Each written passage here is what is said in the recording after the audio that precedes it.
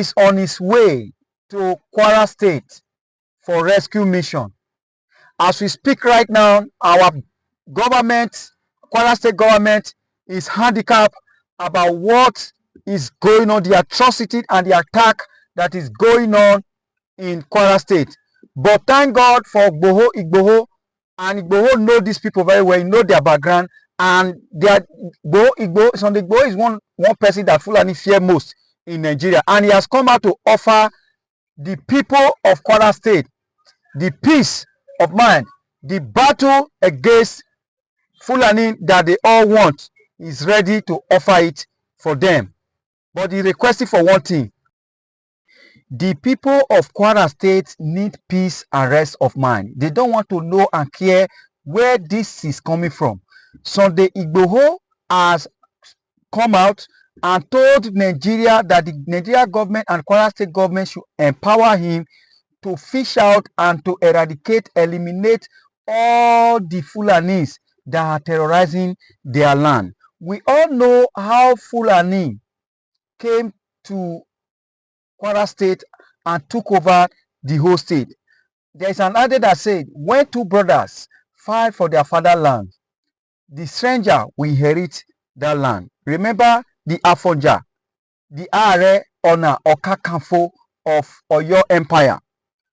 Okay, before the Fulanis arrived, much of what is now known as Kwara State was part of the Yoruba cultural sphere, especially the old Oyo Empire. The city of Ilori, which is today the capital of Kwara State, was originally a Yoruba town under the rules of the Oyo Empire. Ilori was, governed by a Yoruba chief called the Are Ona Kakanfo, who was the empire military leader. You remember? That is why history is actually good in this part of the world. I cried when I heard that Buhari actually removed history from our secondary school. Well, that is not the case for today. I'm only telling you the rise of Fulani into power in Ilori, that is Kwara State. In the early 80s, a key figure named Shehu Alimi, a Fulani Islamic scholar, came to Ilori and gained influence. He allied with Afonja, the Are Ona Okakafo of Oyo, who had rebelled against the Oyo Empire. With support from Shehu Alimi and Muslim warriors, Afonja hoped to rule Ilori independently from Oyo. However, the alliance turned sour after Afonja lost control. He was eventually killed by forces loyal to Shehu Alimi, the people that he invited to fight for him, to fight his brother and kill their brothers. It was the people that turned against Afonja that killed him. Following this, the Fulani established full control over Ilori and installed Shehu Alimi descendant as emir. The warrior that was invited to come and fight, like he was paid to fight. But at the end of the day, he took over the land. And today, Ilori or Kwara has, belonged to, or forcefully belonged to the Fulani. Ilori became an emirate. Ilori became part of the Sokoto Caliphate, a large Islamic empire established by Usman Danfodo's jihad. Though Ilori was geographically and culturally Yoruba, it was politically, absorbed into the Fulani Islamic system and ruled by Fulani emir.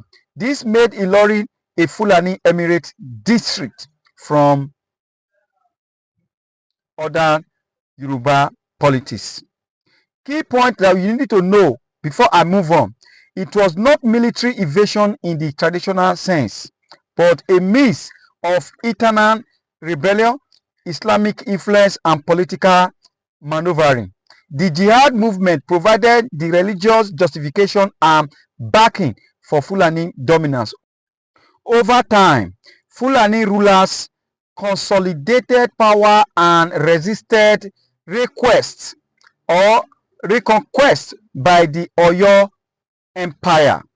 So, having said all this, who are the Fulani? Fulani are the traditionally nomadic or semi-nomadic pastoralists who move across Nigeria and West Africa in search of grazing. So in doing this, there is tension and conflict in Kwara as we speak right now. In recent years, clashes between herders and farmers have occurred in Kwara, including some in other areas. Crops destruction by cattle, land dispute, competition for scarce resources, and so many other things. Now they are tired. These people are tired of their culture.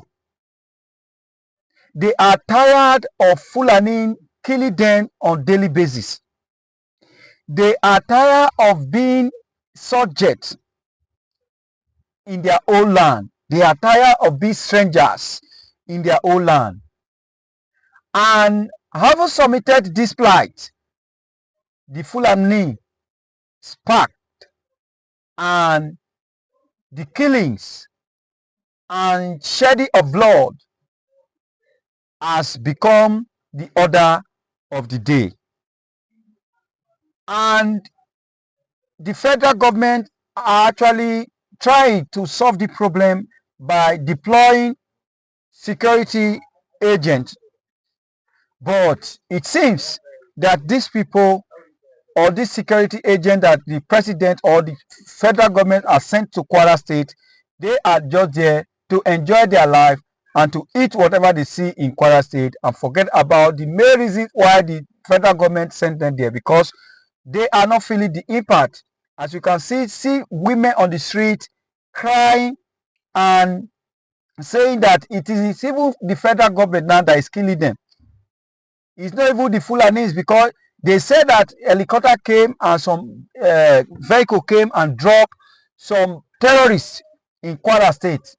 And less than 24 hours, there was massive attack on the people of Kwara State, which led so many people died and villages fled from their hometown. And they counted about some villages that have evacuated, that has become a ghost town.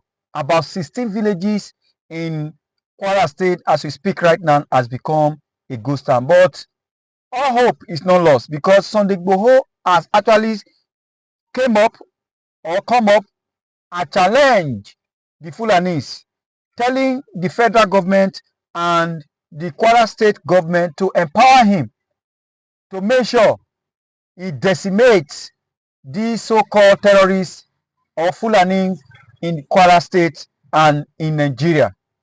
And my advice for federal government or the Kwara State is that your people need peace.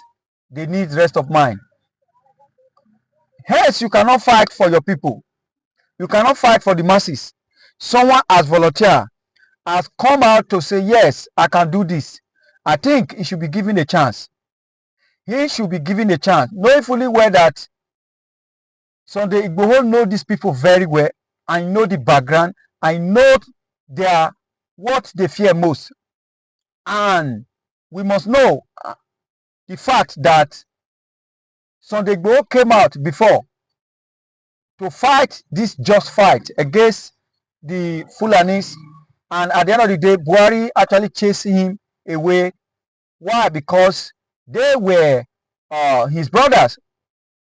Because Bubak came out and told others it was this oppression against the Fulanis. I don't know the part of this country that oppressed Fulani that made them to bring Buhari into power. Then Buhari now went to Gambia, Senegal, Niger, Benin Republic, Togo to import Fulanis upon us in Nigeria.